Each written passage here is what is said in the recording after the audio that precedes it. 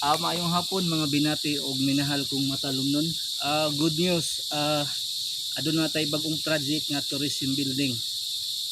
Dos anda na siya matalumnon dinhi ibutang po dinhi nga area. Okay, mao ni bagong project nga gihimo sa administrasyon karon nilang Mayor Eric S. Pahulio og mga konsehalis sa atong lungsod.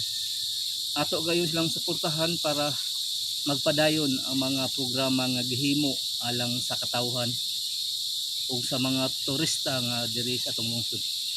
Kani siya guys, dos anda na siya nga building dinhi nga porsyon pagahimuon ang kuan ang building para sa mga tourism para sa mga tourism building dos anda na siya guys, up and down. Ang ubos ning ani para sa mga pasahero nga maghuwat nga mularga padung sa Kanigaw unya na inighumana ganis pantalan na natay mo biyahe padung sa Bohol ug Cebu. Okay. Inigibuhat guys para kuan ma-improve ang kuan ng pagkuan sa atong turismo ba nga padung sa Kanigaw niya. Komportable pog mga turista nga moadto sa atong mga kuan area sa tourism. Okay?